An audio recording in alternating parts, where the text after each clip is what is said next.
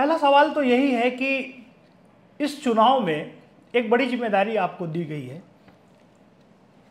किन मुद्दों को लेकर बीजेपी चुनाव मैदान में उतर रही है? एक बात दिखाई देती है, 2019 के चुनाव में छत्तीसगढ़ की ही बात करें तो बीजेपी ने अपने सारे उम्मीदवार जो सांसद थे वो बदल दिए थे और आपके क्लस्टर में अभी जो 4 लोकसभा सीट हैं वो चारों में नए उम्मीदवार हैं, मतलब जो पहली बार चुनाव लड़ रहे हैं लोकसभा का। तो इससे आपको क्या लगता है कि ये प्रयोग इस बार भी कितना सफल रहेगा? क्लस्टर की जिम्मेदारी जब से मिली है आप लगातार क्षेत्रों में जा रहे हैं और इस बीच एक बात और भी थी कि जो कुछ महीने पहले ही जो चुनाव हुए उसमें भाजपा को बड़ी सफलता मिली थी। तो क्या इसकी वजह से कुछ गुटबाजी या आपस के खींचतान की भी कुछ माहौल है? तो जिस प्रकार से कांग्रेस में भगदड़ मची हुई है, भाजपा ज्वाइन करने के लिए मतलब आ रहे हैं, तो कांग्रेस के नेता ही अब ये समझ गए हैं कि कांग्रेस रसातल की तरफ जा रही है। जिस क्षेत्र में की बात हम कर रहे हैं उस क्षेत्र में ज़्यादातर सीटों में भाजपा बहुत लंबे समय से जीतती रही है, फिर क्यों मतदाता को वोट देना चाहिए भाजपा को? छत्तीसगढ़ में कभी भी ये जितने भी बोल बच्चन हैं, छत्तीसगढ़ की जनता कभी बोल बच्चन लोगों को पसंद नहीं करती। नमस्कार, आप देख रहे हैं खबरों की दीवार सीजीवाल। मैं रुद्र अवस्थी, आपका स्वागत है हमारे इस खास शो में जिसमें हम लोकसभा चुनाव की बात करेंगे। छत्तीसगढ़ में जो लोकसभा चुनाव 2024 के लिए बीजेपी ने एक क्लस्टर बनाया है और उस क्लस्टर में 5 लोकसभा सीट बिलासपुर, कोरबा, जांजगीर, रायगढ़ और सरगुजा की जिम्मेदारी पूर्व मंत्री, बीजेपी के वरिष्ठ नेता, मौजूदा विधायक अमर अग्रवाल जी को दी है। आज हम उनसे बात करेंगे कि इस चुनाव में किस तरह की चुनौतियां हैं, किस तरह की संभावनाएं हैं और किस तरह के मुद्दे हैं। अमर अग्रवाल जी, आपका हमारे शो में बहुत बहुत स्वागत है। बहुत बहुत धन्यवाद है रुद्र जी। पहला सवाल तो यही है कि इस चुनाव में एक बड़ी जिम्मेदारी आपको दी गई है। किन मुद्दों को लेकर बीजेपी चुनाव मैदान में उतर रही है? नहीं, देखिए, न केवल मेरे क्लस्टर में जो 5 सीटें हैं, 4 सीटें हैं, कोरबा, अंबिकापुर, बिलासपुर लोकसभा और रायगढ़। अगर मैं पूरे छत्तीसगढ़ की बातचीत करूं तो पूरे छत्तीसगढ़ में जो सबसे बड़ा मुद्दा है वो है मोदी जी का नाम और मोदी जी का काम। आज न केवल छत्तीसगढ़, पूरे देश में ये 10 साल में जो हमारे प्रधानमंत्री जी का कार्यकाल रहा है, वो आज़ादी के बाद इस 10 साल के कार्यकाल को अगर जनता देखती है तो पाती है कि अगर अर्थव्यवस्था की बातचीत करें तो दुनिया की 5वीं बड़ी अर्थव्यवस्था आज देश बना और जो आगामी लक्ष्य है वो है दुनिया की 3री बड़ी अर्थव्यवस्था आने वाले 5 साल के अंदर। और मोदी जी जब भी कोई लक्ष्य तय करते हैं तो उस लक्ष्य की प्राप्ति के लिए क्या क्या करना होगा उसको पहले तय करते हैं और न केवल तय करते हैं, उसका क्रियान्वयन करते हैं।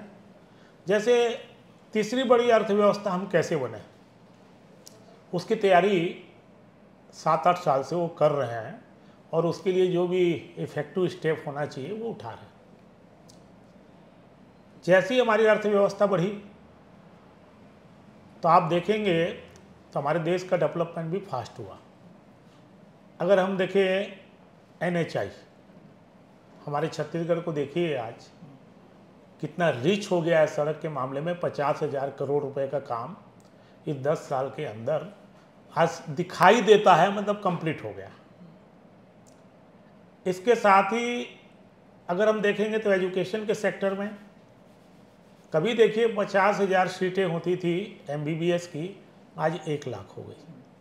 इसी प्रकार से जो टेक्निकल एजुकेशन है, IIM है या इंजीनियरिंग कॉलेज है या नए नए संस्थान है, यूनिवर्सिटी है, उसका इजाफा देखिए आप। इसके साथ ही आप देखेंगे रिसर्च के फील्ड में हमारा देश एक नया कदम उठा रहा है। स्टार्टअप में आप देखिए कि 2014 में हम कहाँ खड़े थे और इस 10 साल में स्टार्टअप में विश्व का तीसरे नंबर का देश, जिससे युवाओं का भविष्य है, नया इनोवेशन है, नवाचार है। इसके साथ अगर मैं गरीबों की बातचीत करूं तो आगामी 5 साल तक जो कोरोना में उन्होंने प्रारंभ किया था, जो मुफ्त में 5 किलो चावल प्रति व्यक्ति आगामी 5 साल के लिए किया। उज्ज्वला गैस आज एक लोकप्रिय योजना बनी। प्रधानमंत्री आवास आज गांव-गांव में बन रहे हैं और लगभग 4 करोड़ मकान आज गरीबों के बन चुके हैं। हर घर नल में पानी कैसे पहुंचे, उसका काम चालू है। इसके साथ ही कोरोना के समय में जो हमारा सर्विस सेक्टर, खासकर जो हमारे रेहड़ी वाले, फुटपाथ वाले डाउन हो गए थे, उस समय सबको सहायता देना और फिर से खड़ा करना। मुद्रा लोन, बैंक किसी को बिना गारंटी के पैसा नहीं देती थी। आज देखिए लगभग 4 करोड़ लोगों को मुद्रा लोन बांटा। तो ये जो हमारी अर्थव्यवस्था बढ़ाई मोदी जी ने, उसके परिणाम मैंने बताया कि उसके परिणाम जब अर्थव्यवस्था बढ़ती है तो जनता तक कैसे पहुंचती है और विकास कैसे होता है। और न केवल आर्थिक प्रगति, हमारी जो प्रगति है, जो हमारी जनसंघ से लेके आज तक विचारधारा रही, सांस्कृतिक राष्ट्रवाद, उस पर भी काम हो रहा है। आप नई शिक्षा नीति को देखिए। आज़ादी के बाद हमारे भारत की जो संस्कृति है उसके अनुरूप पहली बार नई शिक्षा नीति बनी, जिसका क्रियान्वयन कुछ जगह हुआ, कुछ जगह बाकी है। जैसे हमारे छत्तीसगढ़ में पिछली सरकार ने किया, इस बार होगी। इसी प्रकार से राम मंदिर का विषय 500 साल का जो विषय था, आज मोदी जी के कर कमलों से पुनर्स्थापना उसकी हुई। उज्जैन का महाकाल देखें, जितने भी हमारी संस्कृति से जुड़े हुए विषय थे उनको फिर से पुनर्जीवित करना। तो आर्थिक प्रगति जो है देश की संस्कृति के साथ, और जिसकी मांग बीजेपी आज़ादी के बाद से करती रही है। पहले जनसंघ थी, बाद में बीजेपी हुई। तो एक मुद्दा तो देखिए मोदी जी का नाम और मोदी जी का काम था तो नाम हुआ, और दुनिया में जो एक सम्मान भारत का बढ़ा है। इसके अलावा हमारी कहना चाहिए छत्तीसगढ़ की जो सरकार है, मात्र 4 महीने हुए हैं। इस 4 महीने में जो हमने गारंटी दी थी, मोदी गारंटी 2023, वैसे तो अनेकों योजना को हमने फुलफिल किया है, लेकिन देखिए 2 साल का बोनस 25 को बोला, 25 से पहले किया पुराना। वर्तमान का हमने बोला एक मुश्त देंगे, एक मुश्त हमने दिया। महतारी वंदन हमने कहा कि 1000 रुपये प्रत्येक विवाहित महिला को देंगे। आज अगर देखेंगे तो 2 किस्त उनको मिल चुकी। तेंदुपत्ता का हमने कहा कि हम 5500 रुपया करेंगे, वो हमने कर दिया। तो इस प्रकार से 4 महीने के अंदर जितना वित्तीय लोड वाली योजना थी, बाकी जो सरकारें होती है पहले दूसरे रिफॉर्म्स वाले ढूंढते हैं, हमने उसको पूरा किया। तो उसको लेकर जनता में ज़बरदस्त उत्साह है और ये मुद्दे हैं, और इसको लेकर हम हर मतदान केंद्र तक जा रहे हैं। अबर जी, ये बात तो मुद्दों के हो गई जो राष्ट्रीय भी हैं, छत्तीसगढ़ के भी, स्थानीय भी हैं। लेकिन एक बात दिखाई देती है, 2019 के चुनाव में छत्तीसगढ़ की ही बात करें तो बीजेपी ने अपने सारे उम्मीदवार जो सांसद थे वो बदल दिए थे, और आपके क्लस्टर में अभी जो 4 लोकसभा सीट हैं वो सारों में नए उम्मीदवार हैं, मतलब जो पहली बार चुनाव लड़ रहे हैं लोकसभा का। तो इससे आपको क्या लगता है कि ये प्रयोग इस बार भी कितना सफल रहेगा? नहीं, देखिए जहाँ तक सवाल है, शुरू से भारतीय जनता पार्टी की एक पद्धति रही है कि राजनीति के क्षेत्र में नेतृत्व की जो प्रक्रिया है वो निरंतर चलते रहना चाहिए। देखिए आज दूसरी पार्टी अगर देखेंगे तो वो नेतृत्व का निर्माण नहीं करती, वो सिमट जाती है परिवारवाद में। लेकिन अगर भाजपा को देखेंगे तो देखिए जी, भाजपा में श्यामा प्रसाद मुखर्जी जी, दीनदयाल जी, उसके बाद अटल जी आए, आडवाणी जी आए, फिर उसके बाद देखेंगे तो मोदी जी आए, तो भारतीय जनता पार्टी में सतत ये नेतृत्व निर्माण की जो प्रक्रिया है वो चलती रहती है। नए लोगों को भी सामने लाना, पुराने लोगों का अनुभव का भी लाभ लेना, ये शुरू से हम लोगों की नीति रही है। और स्वाभाविक रूप से देखिए, नए नेतृत्व को भी अवसर मिलना चाहिए। तो भारतीय जनता पार्टी ये प्रयास करती है और हर चुनाव में लगभग देखेंगे तो 100 सांसदों को, नए लोगों को मौका मिला पूरे देश में। तो भारतीय जनता पार्टी की ये प्रक्रिया चलती रहती है और जनता इसीलिए ये विश्वास करती है कि भारतीय जनता पार्टी में कभी भी नेतृत्वहीन नहीं हो सकती, क्योंकि सेकेंड पीढ़ी, थर्ड पीढ़ी एक योजना के साथ आगे बढ़ती है। उसी योजना के तहत अगर हम देखेंगे तो छत्तीसगढ़ में भी कुछ जो परिवर्तन हुए, सबका समावेश है और जो नए लोगों को भी अवसर मिला है। भाई चिंतामणि जी महाराज पहले विधायक रह चुके हैं। अगर रायगढ़ के मैं राधेश्याम राठिया जी की बात करूं, वो जनपद के अध्यक्ष रह चुके। तोखन साहू जी की बात करूं तो वो विधायक रह चुके। सरोज जी की बातचीत करूं, पहले लोकसभा की सदस्य रह चुकी, राज्यसभा सदस्य रह चुकी। तो ऐसा नहीं है कि उनके साथ अनुभव भी है और नेतृत्व भी है। आपको क्लस्टर की जिम्मेदारी जब से मिली है, आप लगातार क्षेत्रों में जा रहे हैं, और इस बीच एक बात और भी थी कि जो कुछ महीने पहले ही जो चुनाव हुए उसमें भाजपा को बड़ी सफलता मिली थी। तो क्या इसकी वजह से कुछ गुटबाजी या आपस के खींचतान की भी कुछ माहौल है? नहीं, भारतीय जनता पार्टी पूरी तरह से एक साथ, एकजुटता के साथ, देखिए 4 लोकसभा का प्रभार मेरे पास है, सब लोग मिलके काम कर रहे हैं। मेरे को तो ऐसा नहीं लगता कि मुझे किसी से बात करने की भी ज़रूरत है कि भाई आप पार्टी का काम करो। अनेकों बैठकें हुई, सबका समावेश उन मीटिंगों में होता है, सबको जो जिम्मेदारी दी हुई है सब अच्छे से कर रहे हैं। भारतीय जनता पार्टी में कोई भी आज कहना चाहिए कि पार्टी के प्रत्याशी को लेके काम करने के बारे में कोई मतभेद नहीं। तो वैसे अब जैसे आपकी पार्टी की बात हो गई, कांग्रेस ने छत्तीसगढ़ में अभी इन्हीं अपन बात कर रहे हैं उत्तर छत्तीसगढ़, नॉर्थ छत्तीसगढ़ की ही जो 4-5 विधानसभा लोकसभा सीटों की, उसमें बहुत ऐसा लगता है कि विचार मंथन करके उसने दिया है। जैसे बिलासपुर की बात करें तो एक यादव समाज के कैंडिडेट दिया, डॉक्टर शिव डहरिया जो पुराने अनुसूचित जनजाति के नेता हैं उनको दिया, नए चेहरे के रूप में रायगढ़ के से सामने लाए उम्मीदवार, और ज्योत्सना महंत तो पहले भी वर्तमान में भी निवर्तमान सांसद हैं। तो इस तरह का जो उनका प्रयोग है, इससे कितनी चुनौती आपको दिखाई देती है? जहाँ तक सवाल है, पूरे देश में और छत्तीसगढ़ में कांग्रेस का जो चरित्र रहा, आज जनता ने पूरी तरह से कहना चाहिए कि कांग्रेस पार्टी को नकार रही है और जनता नहीं नकार रही है। अब तो जिस प्रकार से कांग्रेस में भगदड़ मची हुई है, भाजपा ज्वाइन करने के लिए मतलब आ रहे हैं, तो कांग्रेस के नेता ही अब ये समझ गए हैं कि कांग्रेस रसातल की तरफ जा रही है। और जहाँ तक प्रत्याशी का सवाल है, देखिए अगर मैं जांजगीर की बात करूँ, शिव डहरिया जी 2009 में लड़ चुके हैं, वहाँ से चुनाव हार चुके हैं। अगर मैं रायगढ़ की बातचीत करूँ तो 15 साल से राजनीतिक परिदृश्य से वो परिवार बाहर रहा है। अगर मैं अंबिकापुर की बातचीत करूं तो एकदम ही नए चेहरे को दिया है। अगर मैं बिलासपुर की बातचीत करूं, ठीक है कि उसने एक सोशल इंजीनियरिंग के हिसाब से सोचा होगा, लेकिन सोशल इंजीनियरिंग के हिसाब से भी मैं ऐसा मानता हूं कि बिलासपुर में भी एक अच्छे चेहरे थे। भाई यादव जी यहाँ से 4 बार एमएलए रहे और एक प्रतिष्ठापूर्ण परिवार है, उनके परिवार के भी सदस्य थे। वर्तमान जो अपने महापौर हैं वो भी उचित थे, और ऐसे बहुत से कार्यकर्ता हैं।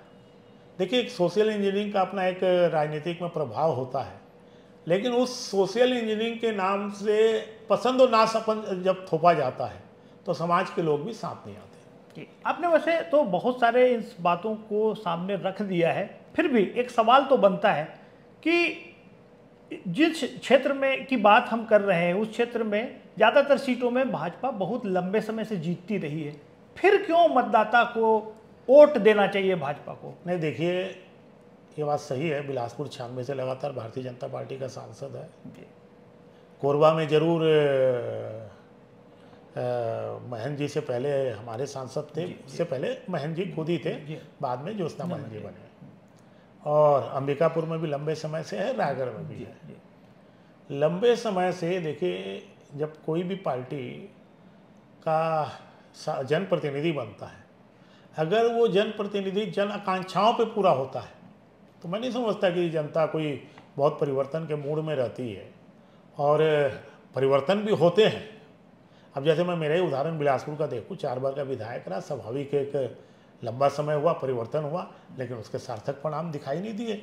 फिर से मैं आया, तो जनता को ये लगता है कि भारतीय जनता पार्टी का जो जनप्रतिनिधि है वो पूरी तरह से एक जनसेवा के माध्यम से, और फिर देखिए आज प्रदेश में सरकार है, दिल्ली में सरकार है, तो हमारे यहाँ जो शासन की नीतियाँ हैं वो इतनी कारगर हैं कि एक जनप्रतिनिधि केवल उन योजनाओं का माध्यम ही बन जाए तो मैं समझता हूँ जनता खुश रहती है।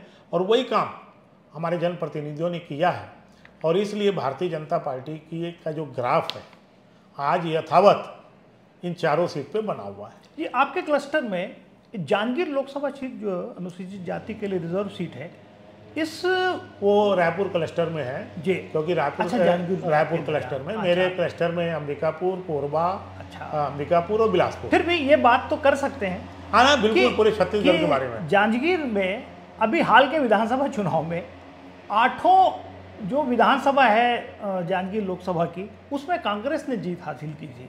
तो ये क्या है कि इस बार अभी जो लोकसभा के जो चुनाव हो रहे हैं उसमें क्या लगता है कि ये इसका असर होगा? नहीं, देखिए, अगर हम जनता के मानसिकता को देखें, जनता हर चुनाव में प्रत्याशी कह लें या मुद्दे के आधार पे अलग अलग सोच होती है। देखिए, कभी हमारे छत्तीसगढ़ में अध्यक्ष और मेयर का चुनाव डायरेक्ट होता था, पार्षद का चुनाव होता था, एक ही समय में 2 मतदान करते थे वो, एक ही समय में। आप देखिए दोनों के रिजल्ट में अंतर पाया हुआ है। पिछले चुनाव का देखिए आप, 18 में हम 15 सीट थे, और लोकसभा में मोदी जी के कारण सीएम अपने क्षेत्र में विधानसभा को नहीं बचा पाए। तो आज जैसे जांजगीर में बात सही है कि 8 विधायक उनके हैं, लेकिन जहाँ तक मैं समझता हूँ और मेरी जानकारी है कि इस बार जांजगीर सीट में जनता ने मन बना लिया है, विधायक उनके होंगे, सांसद भाजपा का होगा। अमर, ये आखिरी सवाल में आते हैं। इस सवाल का जवाब जाहिर सी बात है जो मैं पूछने जा रहा हूँ। आप कहेंगे कि हम छत्तीसगढ़ की 11 की 11 और ये उस क्षेत्र की सभी सीटें जीतने वाले हैं, फिर भी आपके जो प्रभार क्षेत्र में आपको लगता है कि कहीं पर कांग्रेस मुकाबले में है या कहीं कोई टक्कर की स्थिति है? देखिए, इस चारों सीटों में देखिए मैं सतत गया हूँ, और मेरा जैसा स्वभाव है, न केवल पार्टी के कार्यकर्ता, मैं कोशिश करता हूँ जन भावनाएं क्या है उसके ऊपर भी काम कर सकूँ। तो मैं ऐसा मानता हूँ कि चारों सीट पे भारतीय जनता पार्टी का सांसद बनने जा रहा है। जहाँ तक सवाल है कि कांग्रेस के नेताओं के बयान, आप देखिए लखमा जी कितना अमर्यादित बयान देश के प्रधानमंत्री के बारे में दिया। हमारे नेता प्रतिपक्ष चरणदास महन जी ने 2 बार कैसे प्रधानमंत्री जी के बारे में बयान दिया। कल जो छत्तीसगढ़ की जनता कभी ऐसे लोगों को पसंद ही नहीं करती, कौन क्या नाम है मैं तो नहीं जानता उसका, कन्हैया, हाँ कन्हैया क्या नाम है मैं नहीं जानता उसको, किस अमर्यादित भाषा का उपयोग किया। कम से कम छत्तीसगढ़ की जनता शांत प्रिय है। छत्तीसगढ़ की जनता मतलब कहना चाहिए एक दूसरे का सम्मान करने की संस्कृति रही है। छत्तीसगढ़ में कभी भी ये जितने भी बोल बच्चन हैं, छत्तीसगढ़ की जनता कभी बोल बच्चन लोगों को पसंद नहीं करती। और लोकल जो नेता है जिस ढंग से बयानबाजी कर रहे हैं, उनका हार को देख के उनका मानसिक संतुलन खराब हो गया है। तो जब उनका ही संतुलन खराब हो गया तो हम किसको चुनौती माने? अमर जी, बातचीत को अब यहीं समेटते हैं। आपने सीजीवाल को समय दिया, आपका बहुत बहुत शुक्रिया, आभार। चलिए, बहुत बहुत धन्यवाद।